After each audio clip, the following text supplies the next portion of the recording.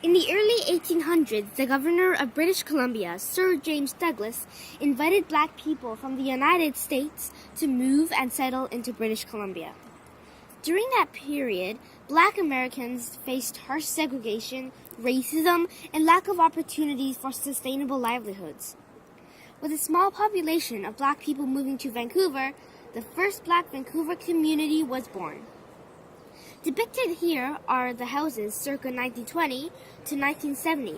From Union Street to Prior Street and from Main Street to Jackson Avenue, this area was called Hogan's Alley. Businesses, restaurants, and families soon started to sprout, and eventually, the first black church, called the African Methodist Episcopal Fountain Chapel, founded by Nora Hendricks, gave this neighborhood a sense of community. Vi Moore, grandmother of Vancouver poet Bertha Clark and retired school principal Randy Clark, played a central role, for she owned the popular restaurant Vi's Chicken and Steakhouse. Jimi Hendrix, Ella Fitzgerald, Louis Armstrong, and many more ate at Vi's. There were many other businesses owned and operated by the ethnic communities that made up Hogan's Alley. At the time, this neighborhood was seen as a negative impact on the city and was under constant threat of redevelopment. Consequently, families moved away and Hogan's Alley started to degrade and businesses suffered. Urban renewal development plans slated for this area meant that Hogan's Alley got destroyed to make way for high-rises in highways. In the 1970s, Phase 1 and 2 of the demolition completely destroyed Hogan's Alley and parts of Chinatown. The community members had enough. Mary Lee Chan formed a group called SPOTA, which stands for Strathcona Property Owners and Tenants Association, to stop the third phase of the demolition of Strathcona.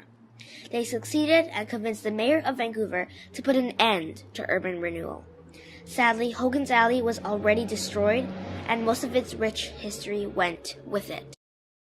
At a recent Black History Month event, Randy Clark, a retired Vancouver school principal, gave a speech about the importance of the history of Hogan's Alley and how it should be remembered. Hogan's Alley has always been a very special community, very welcoming, very giving. People got along with one another. It didn't matter what their background was. And that's what I found to be very special about the Hogan's Alley Strathcona community. Adding to the awareness of Hogan's Alley, Canada Post released a postage stamp depicting Hogan's Alley residents Fielding William Spots Jr. and Nora Hendricks. More than creating awareness, more than knowing that Hogan's Alley existed, this is a Canadian story about resilience. We must accept and value all the different histories of all the different people that make up our Canadian experience. The history and existence of Hogan's Alley is significant. Recognizing that Black people have a unique historical presence in British Columbia changes our public perception that Black people are not from here or that they did not or do not contribute to our community. Let's accentuate the positive. Liable to walk upon the scene to illustrate my last remark, Jonah.